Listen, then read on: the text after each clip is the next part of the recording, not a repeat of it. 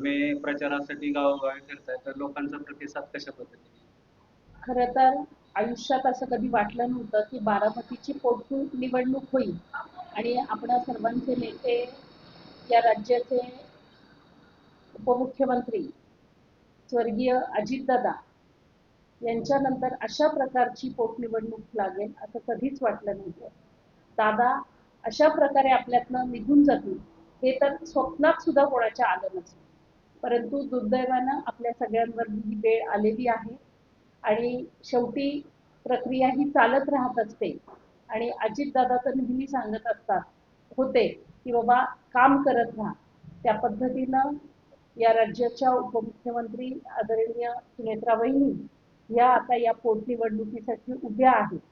गावोगावी फिरत असताना अजूनही बारामतीकर सर्वजण भावनिक आहेत आणि आता आमचे दादाच राहिले नाही अशा प्रकारची भावना त्यांच्यात आहे.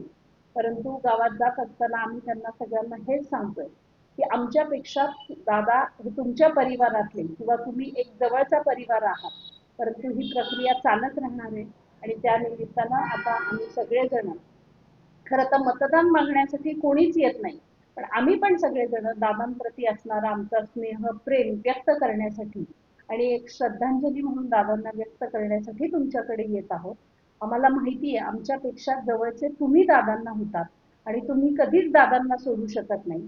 दादांच्या माघारी पण तुम्ही बहिणींना कधी सोडणार नाही. म्हणजे मी तर नेहमीच म्हणते की बारामतीकर हे दादांच्या म्हणजे जिंदगी के साथ भी और जिंदगी के बाद भी अशा प्रकार बारामतीकर दादांच्या बरोबर राहतील हे नक्कीच आहे. आता जे बाहेरचे उमेदवार आहेत आणि तालुक्यातले काही उमेदवार आहेत, तर साधारण लीडच्या बाबतीत काय वाटतं तुम्हाला? खरं तर ही निवडणूक प्रक्रिया आहे आणि उन्हाळ्याचे दिवस आहेत. त्याच्यामुळे निवडणुकीचा टक्का वाढावा हीच आमच्या सगळ्यांची इच्छा आहे.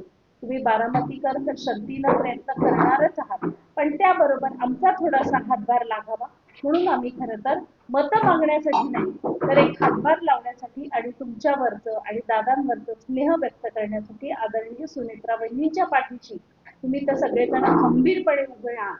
आणि एक महिला म्हणून आम्हालाही वाटतं कारण एखादा कर्ता पुरुष घरातून गेल्यानंतर एखाद्या महिलेवरती वेळ आल्यानंतर तिची भावना काय असते ही आमच्या सगळ्या महिला भगिनींना माहिती आहे आणि म्हणूनच एक खारीचा वाटा उचलावा या भावनेतून आम्ही सगळेजण फिरतो.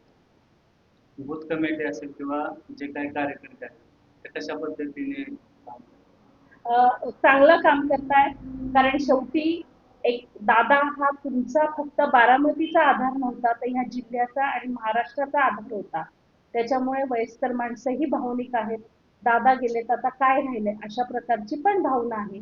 पण ह्या युवकांना तरुणांना शेवटी कुठेतरी आपल्याला थांबून चालणार नाही तर ही प्रक्रिया चालत ठेवावी लागणार आहे या भावनेतनं तेही बाहेर पडतायत. वेळ लागतोय पण नक्कीच वहिनींच्या पाठीशी ते खंबीरपणे उभे राहत आहेत. मतदारांना त्याबद्दल काय वाटतं? मतदारांना एकच सांगेन की या आदरणीय अजितदादांनी बारामतीचं नाही, जिल्ह्याचं नाही तर महाराष्ट्राचं नेतृत्व केलेलं आहे आणि दादांसारखा नेता फक्त बारामतीतच नाही तो उभ्या महाराष्ट्रात होऊ शकत नाही अशी आमच्यासारख्या सर्वसामान्य कार्यकर्त्याची भावना आहे. आणि बारामतीकरांची भावना आम्ही समजून घेऊ शकतो की दादा गेल्यानंतर घरातला माणूस गेल्यासारखी भावना बारामतीकरांवर किंवा बारामतीच्या प्रत्येक घरात झालेली आहे. पण शेवटी तुम्ही सगळे दादांची माणसं आहात. दादांच्या शिकवणीवर तुम्हाला सगळ्यांना आणि आम्हाला चालायचंय. त्याच्यामुळे आपल्याला ह्या प्रक्रियेत राहावं लागेल. महाराष्ट्राला एक नवीन नेतृत्व द्यावं लागेल हीच भावना माझी आहे. ठीक आहे. थँक्यू.